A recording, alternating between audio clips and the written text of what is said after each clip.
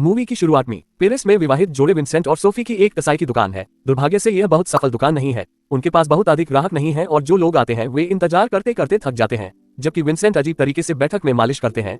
एक दिन अस्पष्ट और कार्यकर्ताओं का एक समूह पेंट तोड़ने वाली चीजें फेंककर और दीवार पर भित्ति चित्र बनाकर शॉप पर हमला करता है। विंसेंट उनसे निपटने के लिए उनके पीछे दौड़ता है और कार्यकर्ता जमीन पर गिर जाते हैं, उसे बेनकाब करे, लेकिन उसके दोस्त तुरंत विंसेंट को धक्का देने के लिए वापस आ जाते हैं और उस आदमी को बचा लेते हैं। वे भागने से पहले विंसेंट के पेट पर लात मारते हैं। बाद में दिन में दंपति अपने दोस्तों स्टेफनी और मार्क से मिलने जाते हैं और बताते हैं कि बैंक ने उन्हें दुकान की मरम्मत के लिए अकेले जाने से मना कर दिया है, इसलिए वे जल्द ही दिवालिया हो जाएंगे।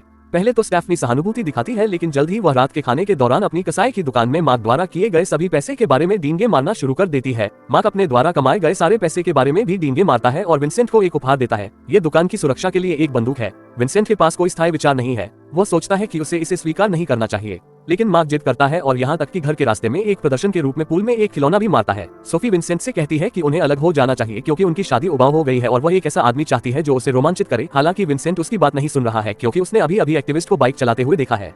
अचानक पास में माइकल विंसेंट ने कार रोक दी और जिस आदमी को वह चला रहा था उसका सामना करने का फैसला किया और उसे पलटने का फैसला किया, लेकिन गलती से वह उसके ऊपर चढ़ गया और उसे मार डाला। भयभीत विंसेंट पुलिस को फोन करना चाहता है और उन्हें बताना चाहता है कि यह एक दुर्घटना थी, लेकिन सोफी बताती है कि उसने सिर्फ शराब पी थी और ट्रंक में एक बंदूक है। उसे आजीवन कारावास की सजा मिलती है। एक डॉक्यूमेंट्री याद आती है जो उसने दूसरी रात देखी थी। वह सुझाव देती है कि उन्हें प्रसिद्ध की नकल करनी चाहिए, सीरियल किलर जिसने पीड़ितों के टुकड़े टुकड़े कर दिए और टुकड़ों और कूड़े की थैलियों को पूरे शहर में छोड़ दिया। क्षण भर बाद विंसेंट ने अपने कसाई की मेज पर मृत व्यक्ति को रख दिया और अपने काम के औजारों का उपयोग करके उसे काटना शुरू कर दिया। उसने उसे बड़े टुकड़ों में तोड़ दिया, जिससे वह आपकी बूंदों में इस प्रक्रिया में छोटे टुकड़ों में काटता है और कुत्ता बिना किसी हिचकिचाहट के इसे खाता है। यह इतना पसंद करता है कि वह और अधिक मांगने के लिए भौंकने लगता है। विंसेंट दूसरा कान फेंकता है और अपने कुत्ते को इसे खाते हुए देखता है। मैं सोच रहा हूँ कि उसके काम करने के बाद विंसेंट अपने शयन कक्ष में जाता है जहाँ सोफी देख रही है और अन्य अपराध वृत्त चित्र में वह उससे कहती है कि वह वहाँ नहीं सो सकता क्योंकि अब वे अलग हो गए हैं। विंसेंट के पास अगली सुबह सोफे पर सोने के अलावा कोई विकल्प नहीं है।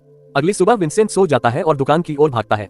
तभी उसे पता चलता है कि सोफिया ने मानव मांस बेच दिया है। उसने स्लाइसर पर यह सोचकर छोड़ दिया था कि मांस आधा था। इससे पहले कि वह उसे स्कूली शिक्षा दे सके, ग्राहक वापस आता है और कहता है कि यह उसकी अब तक की सबसे आश्चर्यजनक मुलाकात थी और उसने और अधिक मांगने की कोशिश की। उसने उसे कुछ बेचने की कोशिश की, अन्यथा, लेकिन वह केवल हैम चाहती है। सोफी मुद्दे को नहीं समझती है, इसलिए विंसेंट का दावा है कि उसने प्रदाता बदल दिए हैं और अब सोफी नया हाथ आजमाना चाहती है। वह ये भी सोचती है कि यह बिल्कुल स्वादिष्ट है और विंसेंट महिलाओं को बताता है कि यह बरसात और सुअर का मांस है। ग्राहक वह सब खरीदता है जो वह चाहती है और उसके जाने के बाद सोफी सच्चाई की मांग करती है। जब वह स्पष्टीकरण सुनती है तो वह विंस को बताने से पहले केवल एक सेकंड के लिए घबरा जाती है। बाहर जाने की बजाय उसे ऐसा करने की कोशिश करनी चाहिए। वह ऐसा करने से इनकार कर देता है, लेकिन सोफी यह कहती रहती है कि वे सभी सबूतों से छुटकारा पाने के लिए पूरा शरीर बेच सकते हैं। उसी समय एक और ग्राहक आता है। वो पिछली महिला का दोस्त है जिसने उसके साथ अपना हैम साझा किया था और अब वह चाहता है कि ईरानी पोर्ट की अफवाहें फैल जाएं और जल्द ही दुकान उन लोगों से भर जाए जो इसे मांग रहे हैं। युगल मानव मांस बेचते रहते हैं। एक बार के लिए अच्छा पैसा कमाना। जब अधिकारी को बारिश और बंदरगाह पर आना पड़ता है तो जोड़े घबरा जाते हैं, लेकिन शुक्र है कि वह शाम को मानव अंगों को नहीं पहचानते हैं।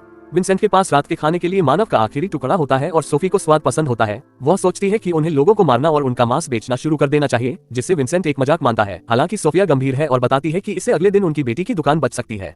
ओह, वो उन्हें उसके प्रेमी लुकास से मिलवाता है जिसकी उसने शुरुआत कर दी है, लेकिन वह वादा करता है कि वह मांस खाने वालों का सम्मान करता है और उन लोगों की तरह चरमपंथी नहीं है जो दुकान और कार्रवाई को तोड़ते हैं। वो विंसेंट को स्वीकार नहीं करता है और पहले तो उसे कोई आपत्ति नहीं होती है, लेकिन वे ये सुनकर हैरान हो जाते हैं कि क्लो अपने प्रेमी के सम्मान में शाकाहारी बन गई है। लुकास विंसेंट द्वारा बनाए गए मशरूम चाहता था क्योंकि वे चिकन के रस में भिगो रहे हैं और वह उनकी शराब नहीं पीता है और न ही वह ऐसा करता है। प्लेन एकमात्र पे बोलता है और हवा देता है क्योंकि पारंपरिक शराब कर्ज के कीड़ों के कुचले हुए अंगूरों से बनी होती है और यह युगल पनीर और बाद में एक केक लाता है, लेकिन वो उन्हें भी स्वीकार नहीं करेगा क्योंकि उनके पास दूध और अंडे हैं। यहाँ तक कि सोफी को एक बूढ़ी गाय भी कहते हैं क्योंकि वह बताते हैं कि क्लो और लुकास के जाने के बाद वे खेतों में जानवरों के साथ कैसा व्यवहार करते हैं। विंसेंट इतना निराश है कि वह लोगों को मारने के लिए सहमत हो जाता है। वे एक शाकाहारी रेस्तरां में जाते हैं और एक सहयोगी शुरू करते हैं। ग्राहकों का कहना है कि वे चाहते हैं कि मेरे साथ कोई ऐसा व्यक्ति हो जिससे उन्हें कोई तनाव न हो। रसोइया बहुत बड़ा है, इसलिए वे उसे अपने अगले शिकार के रूप में चुनते हैं। जब आदमी की शिफ्ट समाप्त हो जाती है तो विंसेंट उसके पीछे अपने घर में चला जाता है और चाकू तैयार कर लेता है, लेकिन जब वह आदमी चिल्लाता है तो विंसेंट घबरा जाता है और भाग जाता है।